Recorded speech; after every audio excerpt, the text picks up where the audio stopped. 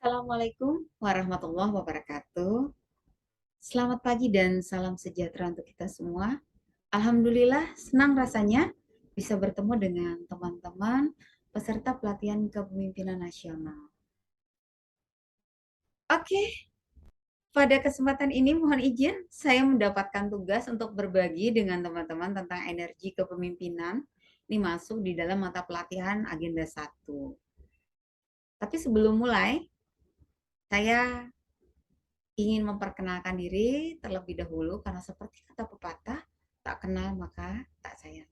Mohon izin, nama saya Normalina, saya adalah Widya Iswara Ahli Madya di Badan Pengembangan Sumber Daya Manusia Daerah Provinsi Kalimantan Selatan.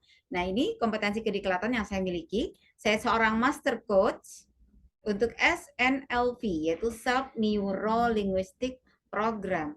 Jadi ini berkaitan dengan pengelolaan pikiran.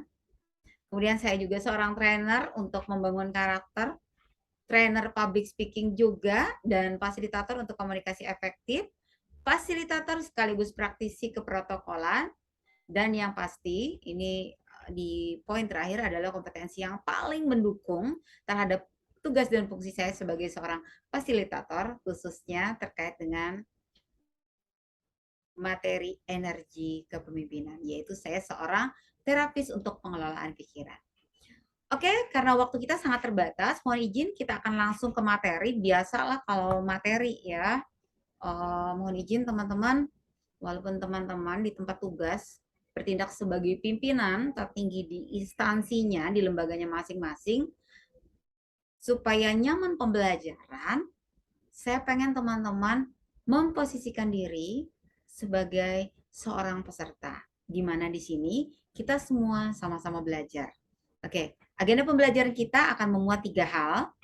Yang pertama adalah tentang mindfulness. Yang kedua, kita akan bicara tentang energi kepemimpinan. Dan poin yang ketiga ini adalah yang pasti, yang akan lebih banyak fokus kita bahas dalam pertemuan kita, yaitu tentang praktek energi kepemimpinan. Selanjutnya, tujuan pembelajaran. Dalam memulai setiap pembelajaran, kita harus bisa mengetahui dulu apa tujuannya. Nah, tujuan dari pembelajaran kita hari ini adalah memberikan pemahaman kepada teman-teman supaya mampu memahami konsepsi diri dalam menghadapi setiap perubahan, serta meningkatkan potensi diri, kebugaran fisik, dan mental dalam menjalankan tugas kepemimpinan strategis di organisasi yang teman-teman pimpin. Kemudian ini deskripsi pembelajaran, ini teman-teman bisa lihat deskripsi pembelajarannya seperti ini. Nah, kita akan mulai masuk karena kita akan langsung praktek kayaknya ya. Jadi tidak, apalagi pembelajaran orang dewasa ya. Kalau pembelajaran orang dewasa, ini kalau kita isi dengan teori, mereka bahkan memiliki teori yang jauh lebih banyak bisa jadi dari kita. Makanya mungkin kita akan bicara lebih kepada fokus teknis praktek bagaimana kita mengelola energi kepemimpinan ini. Nah, ini yang teman-teman lihat di slide apa? Rata-rata asumsi pandangan masyarakat umum yang dilihat adalah berupa titik bulatan hitam. Ini sebenarnya perwakilan gambaran dari kebanyakan manusia pada umumnya, bahwa manusia cenderung fokus pada hal-hal yang sifatnya tidak positif. Padahal kalau teman-teman mau membuka lebih luas lagi, warna putih lebih banyak di dalam slide ini daripada titik bulatan hitam yang ada di sana. Nah, saya ingin mengajak teman-teman sebelum kita melakukan aktivitas pembelajaran agenda 1 ini untuk saling berbagi, untuk saling memberi pengetahuan dan manfaat serta kebaikan. Mengutip dari perkataannya Abu Hamid Al-Ghazali bahwa menuntut ilmu adalah takwa, menyampaikan ilmu adalah ibadah, mengulang-ulang ilmu adalah zikir, dan mencari ilmu adalah ibadah. Ya, teman-teman, kita akan masuk kepada agenda kita, yaitu tentang mindfulness. Saya yakin teman-teman sudah membaca modulnya dan melaksanakan tugas mandiri dengan sempurna. Jadi saya tidak akan berpanjang lebar untuk memberikan penjelasan. Saya hanya ingin mengingatkan, ingin sharing dengan teman-teman tentang esensi dari mindfulness. Lebih fokusnya adalah mindfulness ini adalah sepenuh hati. Nah, saya mengilustrasikan dalam bentuk gambar doing versus being. Ini teman-teman sebagai peserta PKN tingkat 2 seharusnya sudah memiliki pembekalan diri, terutama dalam hal berbahasa. Ini kalau dilihat dari wajah teman-teman peserta PKN tingkat 2, sepertinya teman-teman ini minimal menguasai 2 bahasa. Minimal bahasa Indonesia dengan bahasa daerah ya. Oke, ya kita lanjut lagi teman-teman. Jadi gini, berpikir positif. Nah, ini bagian dari mindfulness. Kita ini ilustrasikan sebagai doing, yaitu berpikir positif. Berpikir positif merupakan sumber energi internal dalam diri seseorang untuk membangun kecerdasan emosional. Karena kecerdasan emosional ini sangat diperlukan oleh seorang pemimpin dalam kepemimpinannya. Kemudian, yang berikutnya adalah being. Being merupakan perwakilan dari prasangka baik. Sangka baik merupakan sumber energi terbesar dari upaya membangun kecerdasan spiritual. Kenapa? Karena sangka baik, kata Allah, aku tergantung sangkaan hambanya. Artinya kita komunikasi langsung dengan Tuhan. Dan ini adalah kecerdasan yang tertinggi.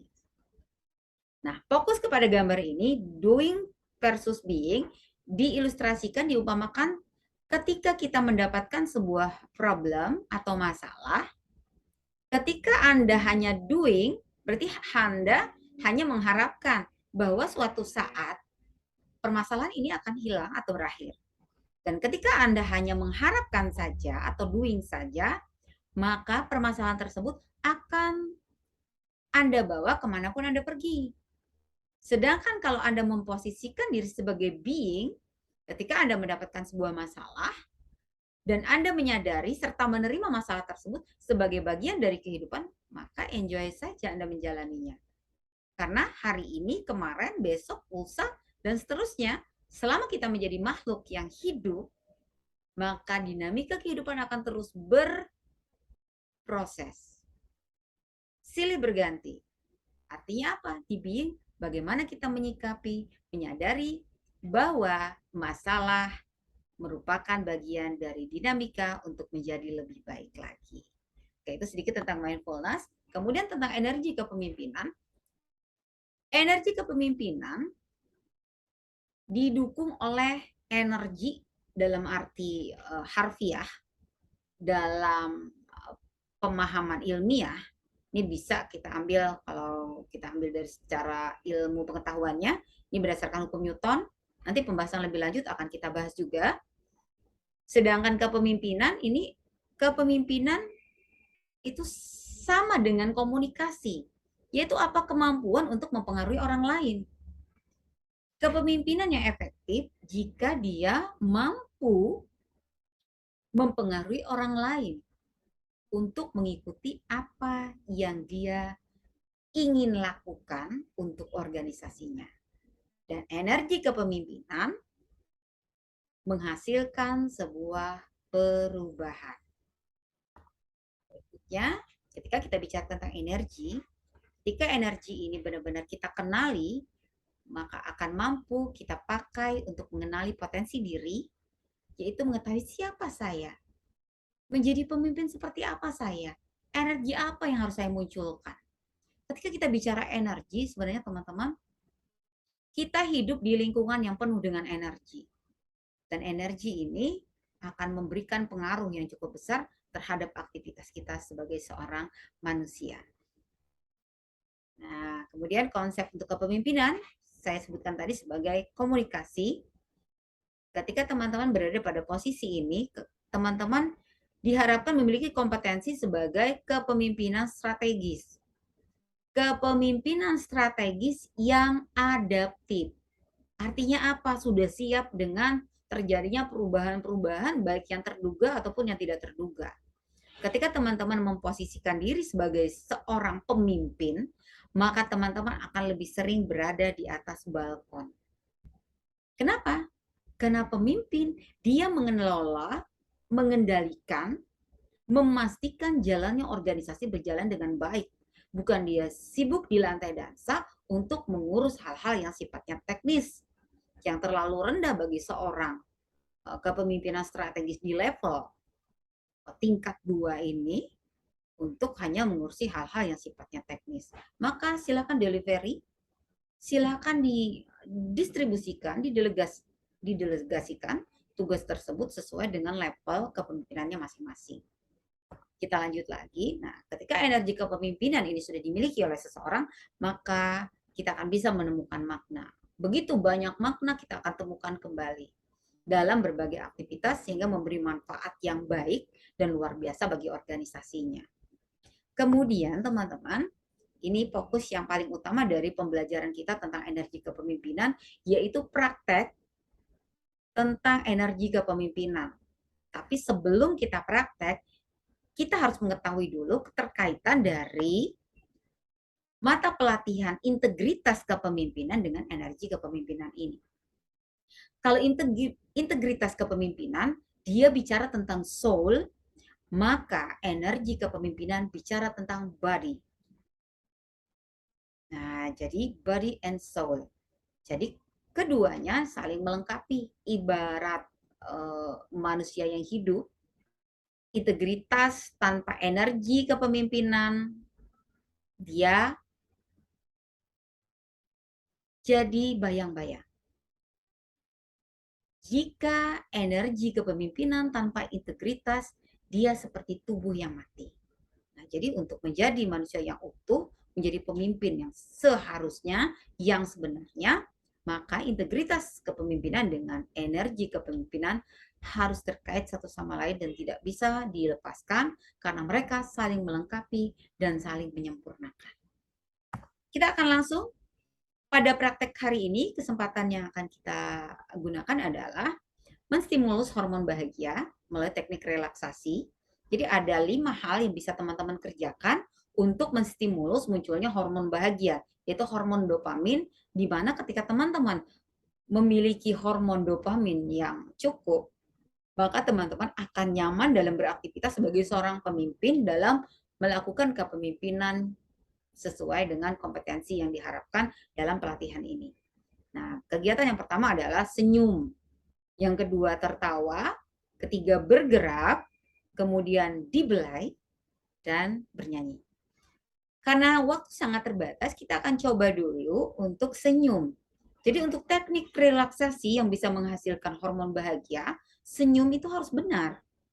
Jadi senyum juga ada rumusnya. Saya menyebutnya senyum 7 cm. Jadi 2 cm tangan kita ke kanan, 2 cm di kiri, ini adalah membantu supaya senyum yang kita hasilkan, 2, asumsi mulut kita ada 3 cm, simetris, ini akan mengoptimalkan hormon bahagia yang akan muncul. Senyum yang simetris selama 7 detik. Nah, oke teman-teman mulai, coba.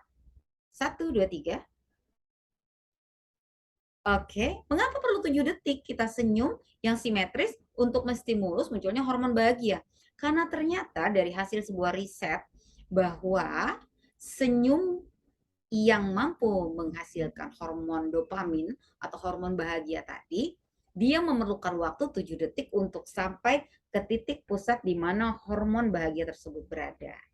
Jadi hormon ini tadi akan sangat membantu ketika teman-teman ingin memberikan energi positif terhadap kepemimpinan yang teman-teman lakukan.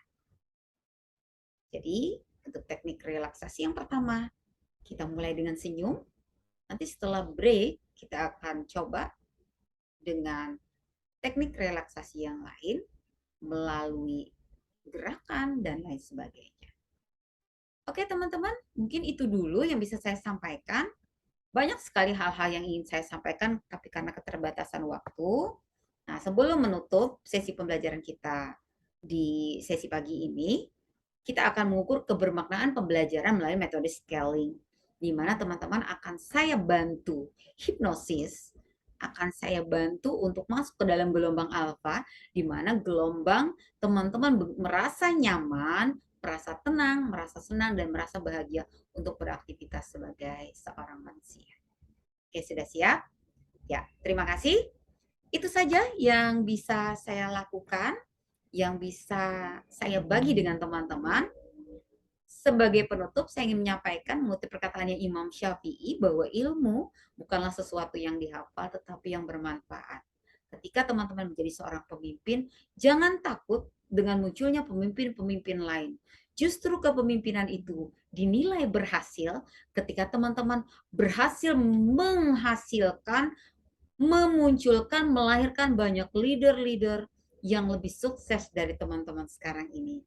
Tetap sehat, tetap semangat. Semoga kita selalu menjadi orang yang diberikan Allah kemudahan untuk berbagi kebaikan.